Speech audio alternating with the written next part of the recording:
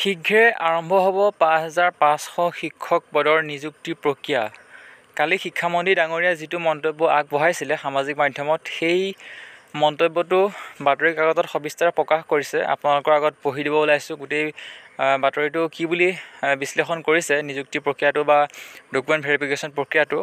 তো সকলোৱে একেবাৰে শেষলৈকে চাই থাকিব, লাইক কৰিব আৰু আপোনালোকৰ বন্ধু বান্ধৱীৰ সৈতে শ্বেয়াৰ কৰিবলৈ একেবাৰে নাপাহৰিব। তো শিক্ষামন্ত্ৰীৰ ঘোষণা, শীঘ্ৰে আৰম্ভ হ'ব ৫৫০০ শিক্ষক পদৰ নিযুক্তি প্ৰক্ৰিয়া।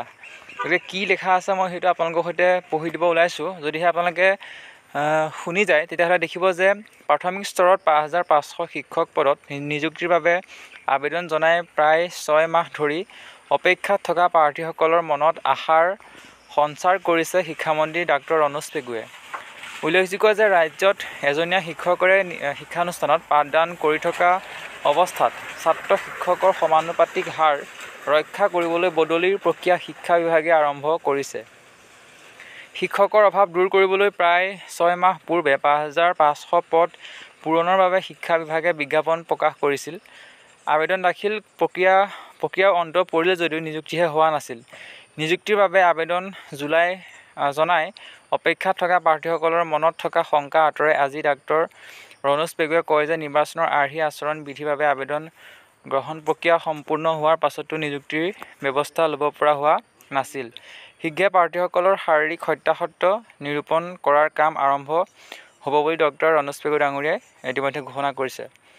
গতিকে এই বাতৰিটো সকলোৰে কাৰণে এটা বহুত ভাল খবৰ, কাৰণ বহুতে আচলতে ৱেইট কৰি আছিলে কেতিয়া ভেৰিফিকেশ্যন কাম সম্পূৰ্ণ হ'ব। গতিকে সোনকালেই আৰম্ভ হ'ব বুলি ৰণোজ পেগু ডাঙৰীয়াই কালি কৈছিলে। যিটো বাতৰি আচলতে বাতৰি কাকতত প্ৰকাশ কেনেকৈ বিশ্লেষণ কৰিলে সেইটো আপোনালোকৰ সৈতে আলোচনা কৰিলোঁ।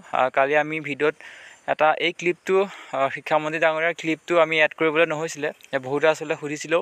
গতিকে তেওঁলোকৰ কাৰণে ভিডিঅ'টো বহুত বেছি প্ৰয়োজনীয় আৰু সকলোৰে কাৰণে প্ৰয়োজনীয়, কাৰণ বাতৰি কাকতত অৱশেষত ভেৰিফিকেশ্যন প্ৰক্ৰিয়া সম্পৰ্কে এটা বাতৰি প্ৰকাশ কৰিছে, নিশ্চয়কৈ এটা ভাল খবৰ। সেইকাৰণে আপোনালোকৰ সৈতে শ্বেয়াৰ কৰিলোঁ। কমেণ্ট কৰিব, আপোনালোকৰ মন্তব্যসমূহ জনাব আৰু লাইক কৰিব। বন্ধু বান্ধৱীৰ সৈতে শ্বেয়াৰ কৰিবলৈ একেবাৰে নাপাহৰিব। যিসকলে ইমান দিনে আচলতে ৱেইট কৰি আছে, নিশ্চয় ভাল পাব ভিডিঅ'টো চাই। ধন্যবাদ।